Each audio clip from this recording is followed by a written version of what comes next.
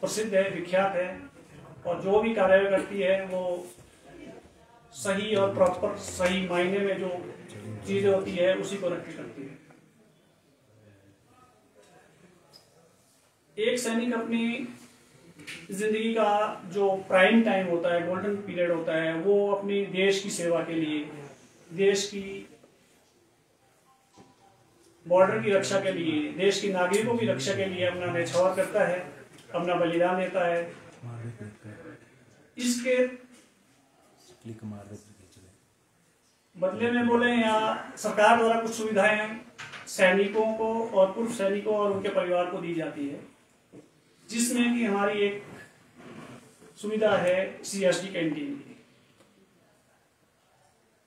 CSD canteen के लिए जो भी हमें एक सुविधा प्राप्त की जाती है, एक मान्यता प्राप्त होती है, जो मिनिस्ट्री ऑफ डिफेंस, मिनिस्ट्री के तहत और भारत सरकार के द्वारा मान्यता प्राप्त के बाद ही किसी भी जगह पे उसको स्थापित किया जा सकता है।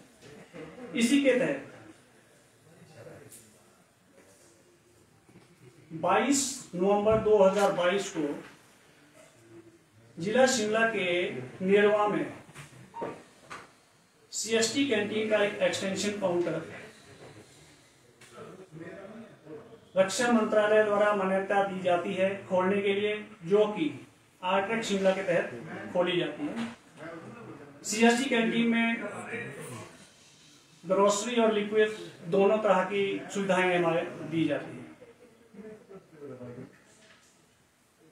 यह जो सुविधाएं हमें पूर्व सैनिकों को और कार्यरत सैनिक के परिवार को दी जाती है, ये एक निश्चित निर्धारित मानदंड के तहत ही दी जाती है। इसी के तहत हमें ग्रोसरी और लिक्विड दोनों चीजें उपलब्ध कराई जाती है। कार्यवाही इस प्रकार होती है कि इसमें लिक्विड के लिए जो हमारा लिक्विड का कोटा आता है, उसके लिए आबकारी विभाग से एक परमिशन लेटर मिलता है। 2001 से लेकर नेरवा में 22 नवंबर 2022 तक मोबाइल कैंटीन का संचालन किया जाता था आरट्रैक के तहत, जिसमें ग्रोसरी और लिक्विड दोनों चीजें भेजी जाती है। उसके लिए आबकारी विभाग द्वारा L9 अल्फा एक लाइसेंस इशू किया जाता है और वो हर साल रिन्यूअल किया जाता है। अभी भी L9 अल्फा 2026 तक मान्यता प्राप्त है। 16 तारीख को सीएसटी कैंटीन आरट्रैक से लिक्विड और ग्रोसरी का स्टॉक नेरवा भेजा जाता है, परंतु आबकारी विभाग द्वारा 17 तारीख को वहां पे जाकर सीएसटी कैंटीन के प्रेमिसेस में जाकर उस लिक्विड को सीज किया जाता है। हम विभाग से और सरकार से ये जानना चाहते हैं, उल्लंघना की गई है। आप पुलिस वालों को भी ले जाते हैं और कुछ वहां के 2-4 लोग जो लोकल है, जो वहां पे इस टाइम जिनके पास वहां पे लाइसेंस ठेके का दिया गया, जिन्होंने इस पर ठेका लिया हुआ है, उनके साथ वहां पे मिलके कार्रवाई की जाती है। जबकि 16 तारीख को वो जाता है, 17 तारीख को पहुंचता है। एक्चुअली में होता यह है कि L9 अल्फा से अगर आप किसी भी जगह पे स्टॉक करना चाहते हो लिक्विड को, तो उसके लिए L9 लाइसेंस इशू किया जाता है। L9 लाइसेंस इशू करने के लिए मैं आपकी जानकारी में लाना चाहूंगा कि हमने सबसे पहला लेटर 14 मार्च 2022 को, जब हमें green signal MOD ministry of defence से मिलता है कि आप एक्सटेंशन काउंटर की तैयारी करें, तो अप्लाई किया जाता है। लेकिन 7 अप्रैल 2022, 22 अप्रैल 2022 रिमाइंडर कंटिन्यू, 23, 24 कंटिन्यू रिमाइंडर देने के बावजूद भी हमें L9 नहीं दिया जाता है, लेकिन हमारा L9 अल्फा जो है वो कंटिन्यू रिन्यूअल हो रहा है और जो 2026 तक वैलिड है। 16 तारीख को कैंटीन पे आती है, फिर भी हम 3 दिन तो वैसे भी स्टॉक बेच सकते थे, लेकिन 17 तारीख को उसको सीज कर दिया जाता है। तो हम यही जानना चाहते हैं कि इस टाइप की कार्रवाई करने के पीछे ऐसी कौन सी आफत आ गई थी कि उनको जाके वहां पे रातों रात जाके उसको पूरी रात वहां पे बैठे, पूरी रात वहां पे रात को कैंटीन को खोला गया और उसी में ग्रोसरी है, उसी में लिक्विड है और वहां पे पूरी रात बैठ के दूसरे दिन 3-4 बजे तक उस स्टॉक को वहां से उठा के पुलिस चौकी नेरवा पहुंचाया जाता है। अब हम भी आप सरकार से भी ये आग्रह करना चाहते हैं, आप लोगों के माध्यम से भी, प्रेस बंधु के माध्यम से भी हम ये आग्रह करना चाहते हैं कि ऐसी कार्रवाई करने के पीछे ऐसी कौन सी आफत आएगी, इसके बारे में हमें अवगत करवाया जाए और हम पूर्व सैनिकों का और कार्यरत सैनिक के परिवारों का जो ये हक है वो किस कानून के तहत और किस कार्रवाई के तहत जो है वो बंद किया जा रहा है। तो यही आग्रह लेके हम आज आप लोगों के सामने आए हैं। आप लोगों से हम लोग यही गुजारिश करते हैं कि सरकार तक आप हमारी आवाज पहुंचाएं, आम जनता तक भी ये आवाज पहुंचाएं कि इस प्रकार की कार्रवाई करने के पीछे ऐसी कौन सी मंशा थी या फिर किसी न किसी गलत लोगों के बहकावे में या गलत सूचना के तहत पर ऐसी कार्रवाई आबकारी विभाग को करने की जरूरत क्यों पड़ी, जबकि हमारा हर एक स्टेप, हमारा फौज का हर एक स्टेप, हर एक चीज जो है वो प्रॉपर प्रोसीजर के थ्रू ही चलता है, उसके बिना हम कोई भी कार्रवाई नहीं करते हैं। और पूरे की पूरी कार्रवाई एक तरह से उल्टा कि आप डिफेंस पर्पसेस में विदाउट किसी की परमिशन लिए हुए कैसे अंदर घुस गए, कैसे आपने स्टॉक को सीज कर दिया और कैसे वहां से उठा के ले गए। हमारे सिर्फ वहां पे 2 ऑपरेटर्स रहते हैं और वो लोग पूरी रात 10-15 और कोई लोकल वहां पे उनके साथ थे, 6-7 एक्साइज वाले और 8-10 पुलिस वाले, वो सब कार्रवाई करने लगे। तो इन सभी बातों को हम आप लोगों के सामने रखना चाहते हैं। आप मीडिया बंधु के तहत हम आप सरकार को भी ये सूचना अवगत करवाना चाहते हैं। ये प्रॉपर हम लोगों के पास डेट वाइज डिटेल है जब से हम इनके साथ कार्रवाई कर रहे हैं और इसी के तहत मैंने गवर्नर साहब को भी एक लेटर लिख लिया है, सीएम साहब को भी लिखा हुआ है और एक सैनिक कल्याण मंत्री जी को भी लिखा हुआ है कि हमारे साथ ऐसी कार्रवाई करने की क्या जरूरत पड़ी कि एक आप फौज की एक डिग्निटी और फौज को एक बदनाम करने के लिए इतना गलत स्टेप, और हमें एक इस हिसाब से कि जैसे हमने कोई शराब चोरी किया हो। हमारा जो भी स्टॉक आता है उसके ऊपर पहले एक्साइज ड्यूटी पे होती है, उसके बाद जाके उसको रिलीज किया जाता है वहां से। उसके बावजूद भी हमारे साथ ये कार्रवाई की जा रही है, जिससे कि हमारे जो नेरवा, चौपाल और टुकड़ी और प्रदेश भर के सभी जहां भी हम लोगों ने इस चीज को जब हमने बात की तो सभी लोग इस चीज से नाराज है और पूरे पूर्व सैनिक जो है इसके अगेंस्ट जो है वो अपनी आवाज उठाते हैं। तो इन्हीं सभी बातों के साथ मैं आप सभी लोगों का धन्यवाद करता हूं, आप लोगों से गुजारिश करता हूं और सरकार से भी गुजारिश करता हूं कि इस प्रकार की कार्रवाई के खिलाफ या जिन भी लोगों ने इस टाइप की गलत कार्रवाई की है उनके खिलाफ जो है वो एक्शन लिया जाए और इस फौज की जो डिग्निटी के साथ ये कार्रवाई की गई है, जो एक तौहीन कह सकते हैं कि फौज के ऊपर लगाया गया है, उसके लिए जो है वो अधिकारियों और उन लोगों से माफी मांगे। सर, कैंटीन से एक व्यक्ति को कितनी शराब यहाँ पर मिल सकती है, जितने भी हैं, और जो 9 पेटी यहाँ पर शराब जब्त की गई, क्या उतनी शराब दी जा सकती है जो वहां पर बात निकल कर आ रही? क्योंकि जो मोबाइल कैंटीन है वहां पर मोबाइल कैंटीन में एक तरफ से शराब आती है और दूसरी तरफ बेची जाती है। स्टॉक रखने का शायद मोबाइल कैंटीन में इतना नहीं होता कि स्टॉक रख के आप ज्यादा टाइम तक स्टॉक रख सकते। हाँ, 3 डेज L9 अल्फा में 3 दिन तक हम एक जगह पे, हमारा ऐसे पहले भी ऐसे होता था कि हम लोग कैंटीन लेके जाते थे, 2-3 दिन में वो कैंटीन बेच के वापस आते। वो लाइसेंस हमारा अभी भी वैलिड है 2026 तक, तो 3 दिन तो हम वैसे भी बेच सकते थे। जहां तक आपका सवाल है कि हम एक आदमी को कितनी शराब बेच सकते थे, तो वो जो कार्ड होल्डर है उसके कार्ड की लिमिट अलग अलग है। वो रैंक वाइज अलग अलग होती है। 9 पेटी शराब हो सकता जो है उसमें? 9 पेटी शराब आप कह रहे हो वो एक आदमी की नहीं थी। अब ये वाली बात जो जब आपने सामने लाई तो इसको भी मैं क्लियर कर देता हूँ।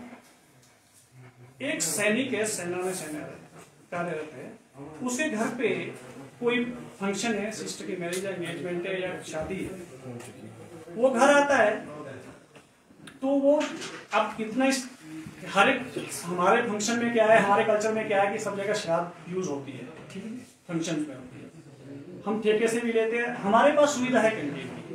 अब कैंटीन में हम जो है, मैं हूँ, आप है, 3-4 हॉट आर्ट होल्डर है, हम लोग अपनी शराब किसी को वैसे देते हैं कि गुड वेलफेयर में, ये हमारा इंटरनल सोसाइटी का एक दूसरे को कॉपरेशन होता है कि ठीक है। ऐसा नहीं है कि उसी एक ही बंदे के नाम पे 9 पेटियां भी कहना गलत है।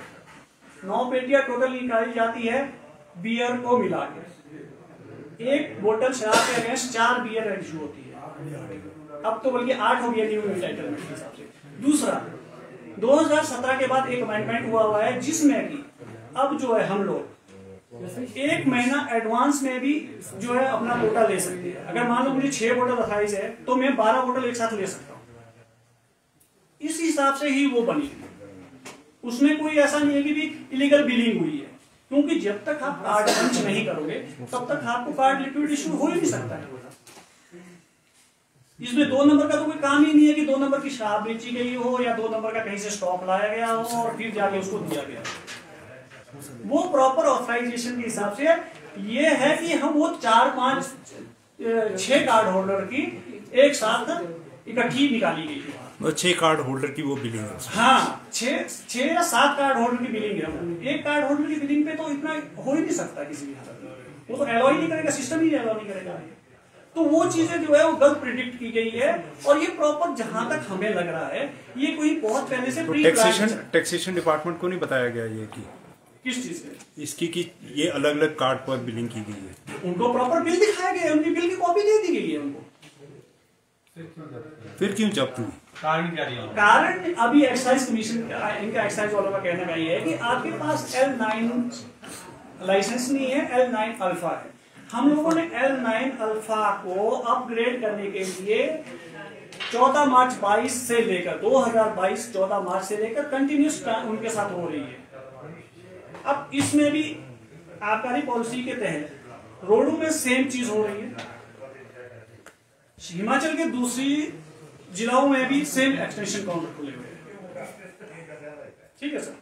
सब जगह L9 इशू किया जा चुका है, तो फिर नेरवा को L9 इशू क्यों नहीं किया जा रहा है पिछले 3 साल से? सर ये आबकारी विभाग इशू करता है क्या, जो स्टेट गवर्नमेंट के? जी हाँ, स्टेट एक्साइज पॉलिसी के तहत ही इशू होता है और इसको आबकारी विभाग ही इशू करता है और आबकारी विभाग की ही ये जो प्रोसेस होता है उसके तहत ही हम लोग लिक्विड का सारा जो है वो सेल और परचेज चलता है और उसके तहत ही टैक्स सारा जमा होता है। तो आपको क्या कारण लगता है क्यों आपको लाइसेंस दे दिया गया है तब नेरवा को क्यों? यही कार्रवाई तो हम भी जानना चाहते हैं कि ऐसा क्यों है। वो कहते हैं कि हम नेरवा को नहीं कर सकते हैं क्योंकि वहाँ पे हर साल रिन्यूअल भी किया जा रहा है लाइसेंस को, रोडों को किया जा रहा है। सेम डिस्ट्रिक्ट के अंदर आबकारी विभाग की 2 पॉलिसियां कैसे हो सकती है?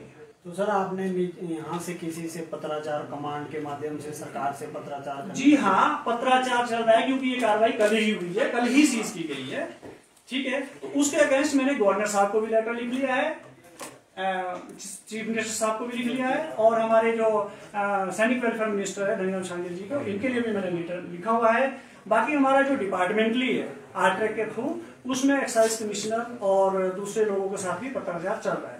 लेकिन हमारा विषय ये है कि एक सेना के ऊपर इतना बड़ा शराब का लांछन क्यों लगाया जा रहा है?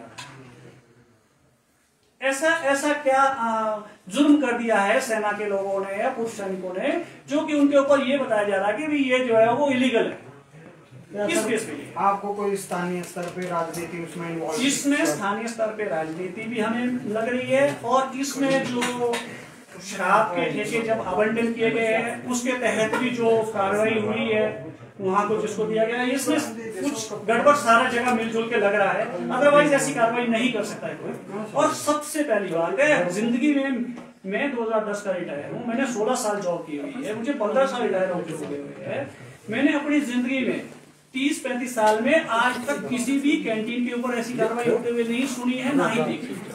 हम भी हैरान है इस चीज से कि ऐसी क्या आदत थी कि हम लोगों के ऊपर ऐसी कार्रवाई करने की जरूरत पड़ी। अगर ऐसा था भी, अगर उनको L9 और L9 अल्फा में डिफरेंस लग भी जाता तो वो कम से कम इतना था कि पहले इन्फॉर्म करके वहां पे उसको उठा के पुलिस को नहीं दे सकते थे। आप वहीं पे सीज कर लो, आप वहीं पे रखो, आपने स्टॉक कैसे उठाया? आपका कहना है कि शराब माफिया के कारण जो है आपको लाइसेंस, शराब माफिया के कारण ही हमें बार बार रोका जा रहा है। ऐसी नहीं है, 1-2 बार पहले भी इस टाइप की कोशिश की गई थी, पिछले साल भी कोशिश की गई थी, फिर भी हम लोगों ने दोबारा ये बात की थी। तो उस टाइम इस टाइप की कार्रवाई ये था कि उस टाइम उन्होंने ये कहा था कि आप नहीं बेच सकते। तो हम लोगों ने कमिश्नर साहब और सभी उनके पत्राचार से करके उनको उसके बारे में अवगत कराया था कि हम तो इतने सालों से लगे हुए, अब आप लोगों ने इशू नहीं कर रहे तो हम लोग क्या करें? हम सैनिक, देखिए सर, भारतीय सरकार और डिफेंस मिनिस्ट्री के तहत जो भी हमको परमिशन मिलती है वो प्रॉपर डॉक्यूमेंटेशन मिलती है, उसमें ग्रॉस और लिक्विड दोनों चीजें लिखी हुई है। और भारतीय सेना अपने परिवार के लिए, पूर्व सैनिकों को और कार्यरत सैनिकों के परिवार के लिए उनको सुविधा उनके नजदीक से नजदीक, घर के नजदीक पहुंचाने की कोशिश कर रही है। लेकिन हमारी कुछ एक चीजें ऐसी है कि वो उस चीज को बाधित करने जा रही है। और तो इसमें यही है कि इसमें वहां पे लोकल जो वेंडर्स हैं उनका इशू है, उनका अपना पर्सनल वो है, उनको ये लगता है कि कैंटीन से शराब बिक रही है तो हमारे ठेके से शराब नहीं बिक रही है। जो आर्मी का प्रीमिसेस है उसमें जब आना हो जी कोई परमिशन लेना पड़ता है या इलीगल है इस तरह से आना? ये वही हमने, यही तो सबसे बड़ा पॉइंट है सर। आर्मी की डिग्निटी पे कहां से क्वेश्चन? मेरा कहने का मतलब यही है कि आप एक आर्मी की परमिसेस में विदाउट एनी परमिशन आप घुस कैसे गए अंदर, ये चीज में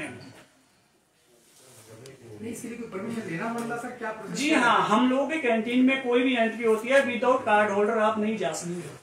अदरवाइज जो सुपीरियर वहां पे बैठे हुए हैं पहले आपको उनसे परमिशन लेना पड़ेगा। अगर आपको ऐसे भी किसी और काम से भी जाना है तब जाके आपको एंट्री की परमिशन मिलती है। ये लोग तो 10-12 और लोग, 5-6 पुलिस वाले, 6-7 एक्साइज वाले, सब लोग ऐसे घुस गए उसके अंदर जैसे कि अटैक कर दिया, मॉब कर दिया। वो 2 बंदे अंदर क्या कर लेंगे वो भी रात में, और वो भी रात में बुलाया वापिस कैंटीन बंद करने के बाद। कैंटीन 4-4:30 बजे बंद हो जाती है और 5:30-6 बजे वापस घर से बुलाया जाता है। 1 घंटे उसको वापस, 5 बजे वो घर पहुंच गया, उसको वहां से वापस बुलाया जाता है स्टॉक होल्डर को कि आप वापस आइए। तो आपको क्या इसमें पुलिस की मिली भगत लगती है? देखिए सर, जहां तक अब हम पुलिस की मिलीभगत की जहां तक हमने बात की है तो उन्होंने कहा कि नहीं जी हमारे को तो जो हुक्म हुआ है हम उस हिसाब से, हमारे को ऊपर से हुक्म आया है। अब कहां से ऊपर से हुक्म आया है, कहां से ऑर्डर आया है, यही चीज तो हमें भी समझ नहीं आ रही है।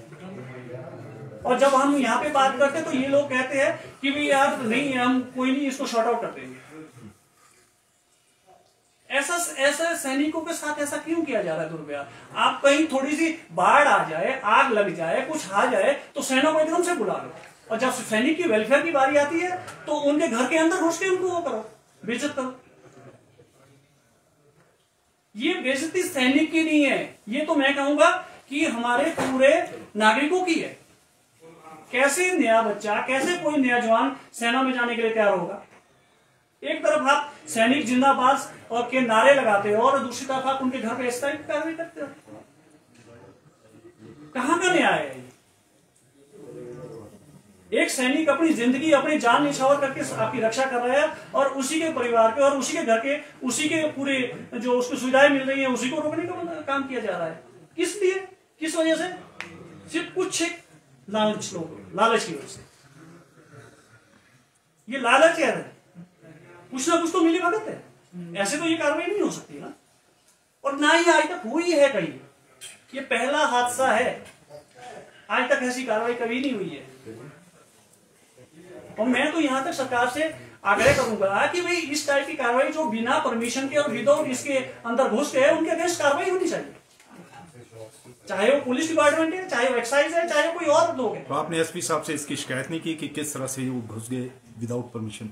सर हमने अभी एसपी साहब अभी तक हम लोगों ने वैसे बात करने की कोशिश की है लेकिन अभी तक हमारी बात कमिश्नर साहब ने ये बोला कि हम शॉर्ट आउट कर देंगे, बाकी चीज भी डिपार्टमेंटली चल रही है।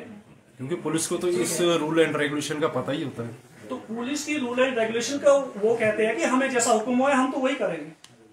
पुलिस का कहना था कि हम एक्साइज के भी हाथ करेंगे, हमें एक्साइज हम तो एक्साइज को प्रोटेक्शन आपके देंगे। ऊपर अगर मुकदमा करेंगे ये इलीगल है तो हम इसकी प्रोटेक्शन